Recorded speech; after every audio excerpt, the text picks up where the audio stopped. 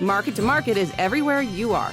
Subscribe to Market on YouTube, find us on the PBS video app to stream on demand, and add our 3 podcasts on your favorite podcasting app. Welcome into the Friday, September 2, 2022 Market Plus. Jeff French is back with us. Jeff, this is we're in the last grasp time people travel around. You're always traveling. You were on the road this week talking. What was the producer questions for you? You know, how long this thing's last. The gist I got from is the farmer is very light sold here going into harvest. Forward contracting. Yeah. Okay. They haven't sold very much what's out there still in the field. Is that a good idea? When you look at, the 5-year average of prices for the first week of September, I mean, corn is $1.50 over that average right now. Beans are $1.70 over the 5-year average for the first week of September. So we are at historically very good prices pre-harvest. And in my opinion, this harvest is going to come fast, especially in the West. I mean, you're going to hear about it next week. You're going to hear about guys rolling. What I got from too was, they just have a bad taste in their mouth from selling too early last year. We've seen it for 2 consecutive years where beans during harvest, they hit that low in October, and then they proceed to rally all winter long, $4 or $5 a bushel the last 2 years. So to counter that is, yes, take the good prices now, but follow that up and defend that sold bushel position with some March call options. You can get it back on the board for 25, 30 cents a bushel. That's your most risk. And if it's going to rally, you'll partake in that rally. Okay, there's the protection side of things. Let's talk about what ifs then. What would change that story if we don't rally after October? Well, so we've had the private analysts out there, and if you take the low ball, the 168 national yield in the corn market, I mean, if you believe that number, that is still the 9th biggest corn production that we've seen in our history. So it's not a bad crop. Obviously, it's not a record crop or near record, what the USDA was telling us a couple months ago. But it's still a decent, good crop. And we've had a very good supply rally here into August. Historically, supply rallies in August are meant to be sold, especially coming into here to September with harvest approaching. I have a couple of questions that are very similar, so we'll consider this an education of reiterating the points. We'll call it that. Tom in Greeley, Iowa is where we're going to start. The last time that we could book grain sales for these prices so far out, 23, 24, 25, we didn't get them back for quite some time. Thoughts on booking that far out? Have no problem with it. You have almost 620 December 23 corn futures right now. I think we close at 617. Awfully good price. I advise all my clients to get at least 20% sold, cover some of the inputs. And then the beans, same thing. I mean, you look at the beans, we tried to get up to $14 twice this week. We were at $13.99 and then $13.98, and then we failed pretty good. So we're in the mid-13s for November 23 beans. Again, get a percentage. We're not doing everything, but 20, 25%, no problem. And you can always re-own those bushels on a break with call options. So yeah, absolutely. I mean, these are great prices. I will never stop anybody from selling $6 corn and $14 beans. If you do, you're done working. Yeah, exactly. All right. Mitchell in Orange City asked this question last week, and I wanted to bring it back again because I thought it was important. Is this one of those years where the low has been put in already and will trend higher into harvest? And I know you already said October we've rallied in the past. So let's go back and say that we've put it in already. Unlikely, but maybe. I mean, as of right now, and it's September 2nd right now, our lows in corn and beans was scored on the first trading day of the year, January 3rd. 542 in December corn and 1277 in November beans. So that was the low of the year on the first trading day. We came close in the July, and we got down to 580 in corn or 566 in corn and 1288 in the beans. So we got close. Do we not take those out? it'd be surprising if we don't take those lows out. But again, we have to see what happens with China here during the winter. Does Brazil get the 104 million acres of beans planted? So there are a lot of what ifs, but it wouldn't surprise me if those lows are not taken out. Well, let's go Boyce in North Dakota here, because Phil has a good question. We'll get to you in a minute, Phil. Let's go with Boyce in North Dakota, because he's kind of along these same lines. It's a good follow-up. How often do we see both a seasonal rally in the spring and a counter-seasonal rally in late August in the same year?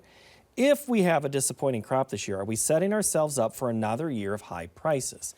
I was more obsessed about the counter-seasonal rally that you were talking about. Yeah, and we've had a nice supply rally here in August, no question about it. I mean, we've rallied $1.20 in the corn off the July lows and just under $2 a bushel in the beans. So seasonally, though, and we're just going to have to see in the next 30 days, with harvest approaching, with the American farmer, in my opinion, compared to years past, are definitely undersold, from my opinion.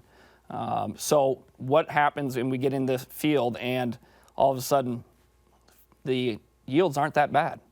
Do farmers hit the sell button across the scale? We're just going to have to see here in the next 30 to 45 days. This is an immediate reaction to this week's market. You see the report last week. Monday, the price rallies. Did a lot of people pick up the phone and call and say, I'm selling? No, but we did. There was quite a few people. We did put a lot of $6.50 corn puts on, okay, and a lot of $14 bean puts. So, I mean, there are guys where they've got the rain. They're being very quiet about their yield potential.